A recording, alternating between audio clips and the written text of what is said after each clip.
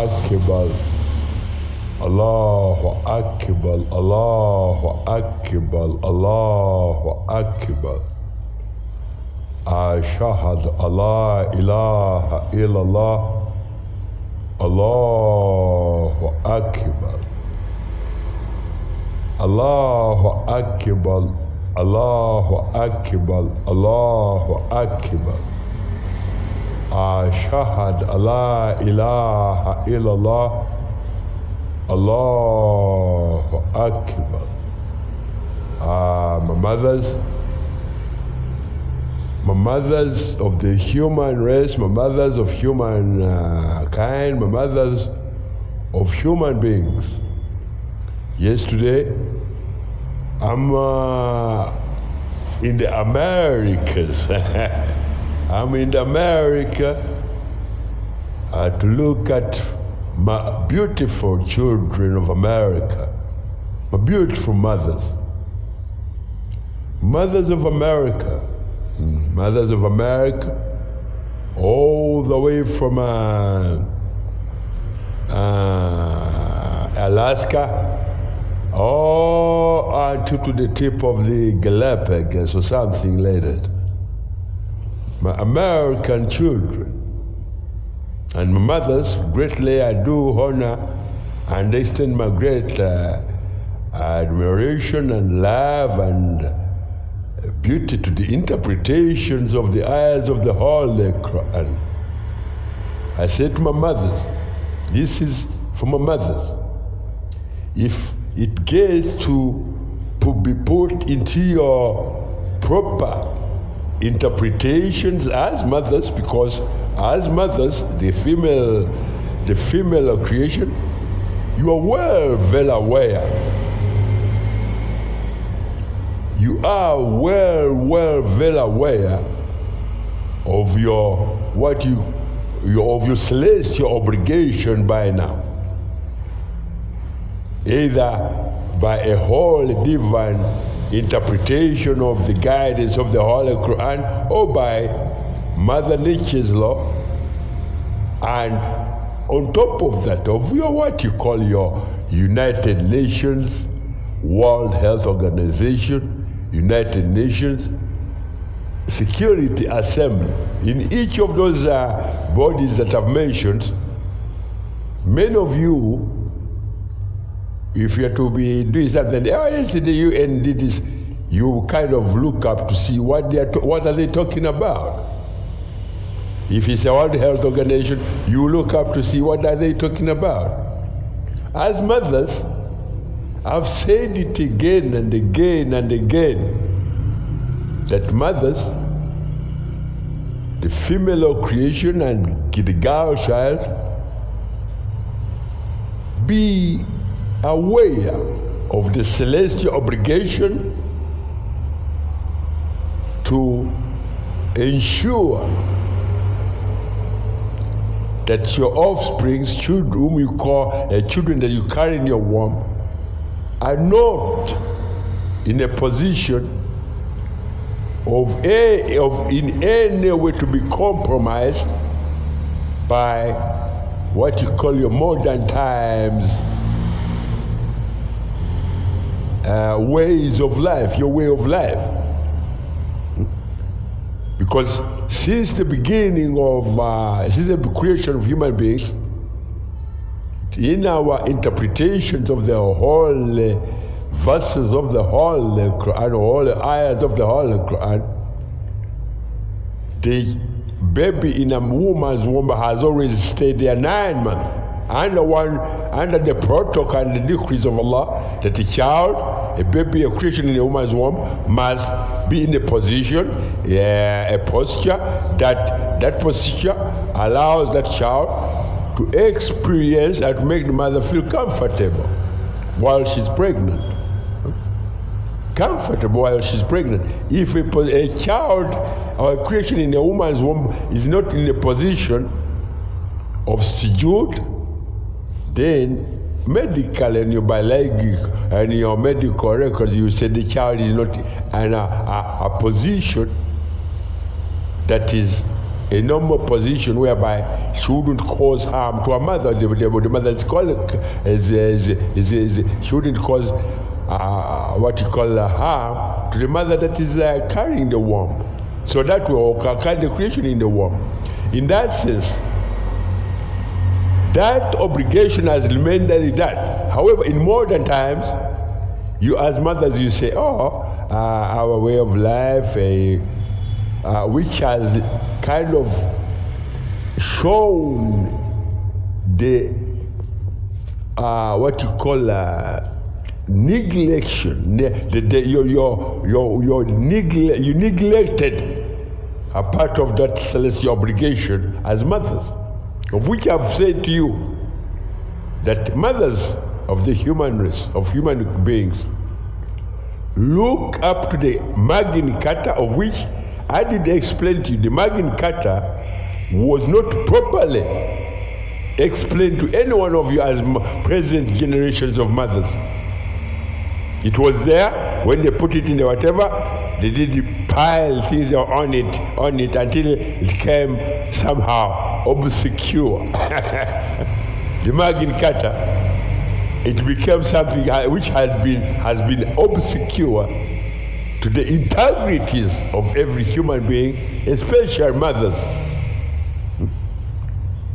The Magna Carta that interprets the beauty of life, you as mothers and your children, was over time, over whatever, as we saw the liabilities that we are going on in the 11th centuries, did so the Magna Carta.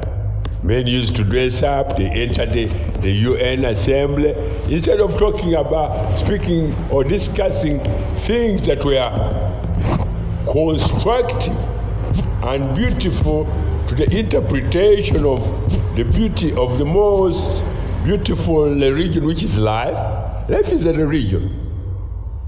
Life is a religion. However, that very most holy, beautiful religion has one celestial guidance, holy divine guidance, and that is the Holy Quran, in which each and every law, each and every word of the Holy Quran tells you, first of all, if we are to go in the medical world, it says prevention is better than cure.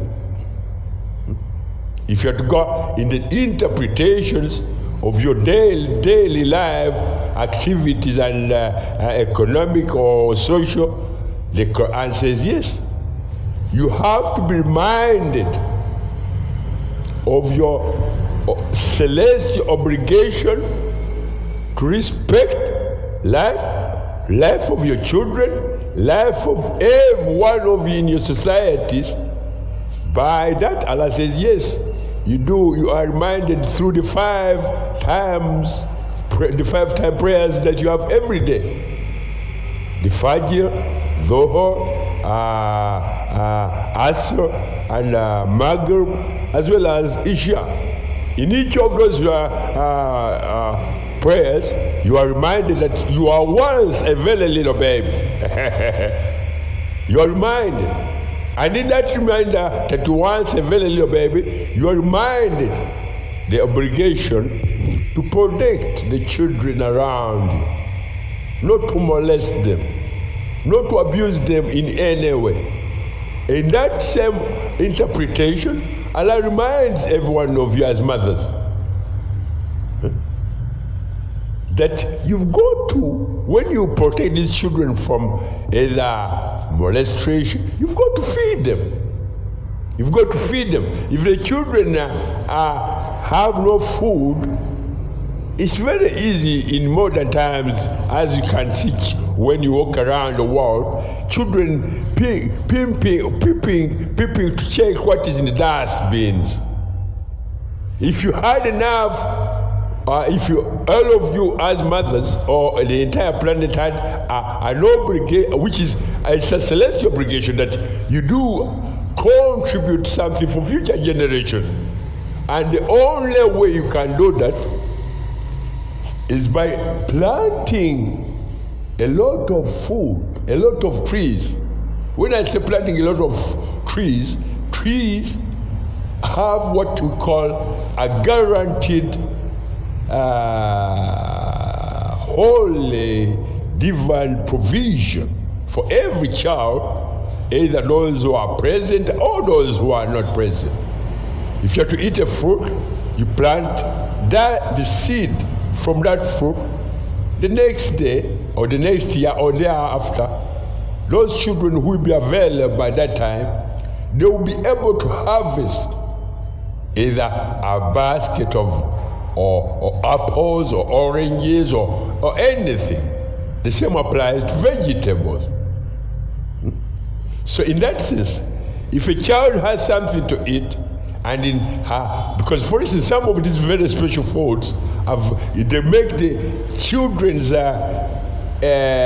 what you call senses very awake. At the same time, these plants, they do a lot of work in maintaining the levels of gravity, electrical, metallic elements within the vicinity of, within the sphere, within the surrounding, within what we call Mother Nature or the environment. So that way, I would like to remind my American Senate to the introduction of the new law or sex law, which is a new law that should be. That law should be headed and interpreted by one of the most honored female judges on the assembly, in the justice system of the Americas. Not by men. My American children in the Senate, in the Assembly, I know you have whatever you call judges in the whatever. Let the person who takes on this interpretation of the sex law, which has heard of this, that you are going to have introduced and amending that law, let those people who sought on that amendment of that law be women. Because if you are to look around, women know the kind of children they are warm, as well as feeding them and knowing. Women know which way these men go through to hurt these little children. And with that, any of my little children, especially girls or boys who have been molested, my people have said it again and again, the Virginia law. There's a law which is being introduced called the Virginia law. Any child, when they are molested, when they are young, that thing that they do to them will never die. It's a scar for life. But in one way or the other, these are things which are preventable, because Allah puts in the Holy Quran. He said that prevention is better than cure. Don't engage in human trafficking. Don't engage in anything that desecrates the beauty of integrity, the integrity of your beauty in your what you call the beauty of your integrity. Don't desecrate any of those things in any way. When you look at your children as a mother, ensure that look in their eyes goes back and reminds you while you were pregnant that indeed that child needs protection until she's 20 years old to be able to travel. Yes, Mama, I want to go and visit my cousins in Australia. If she's under the age of 20, then that is impossible. Why? Because you might have a heartbreak. And also these children should not be exposed to what we saw or what you men in America and women and men are going to hear when you're watching the Virginia law being put into interpretations or introduced to the Senate to be discussed, which I require something like, as I said, the interpreters must be women. They're boys too. Because when a boy is molested, that very day he dies. He dies. Me too. You know, when the children are molested, it's me who they kill. And when they kill me, I don't know anywhere else to go but to cuddle with these little children, and I say, my babies, what can we do to make the world understand that life is a very, very beautiful religion? That is, if you're not a kafara, that is, if you're not a slave, that is, if you are respected and your dignities and your integrities are respected the same way your mother respected them, honored her celestial obligation, and took over and ran the marathon, which was 200,000 kilometers per second for 9 months. So if the World Health Organization and the UN Assembly puts a law to protect and interpret the Magna Carta and the beauty of life to every human being through the holy divine interpretations of the guidance of the Holy Quran, many of you, children, you'll be very happy. Assalamu alaikum warahmatullahi wabarakatuh.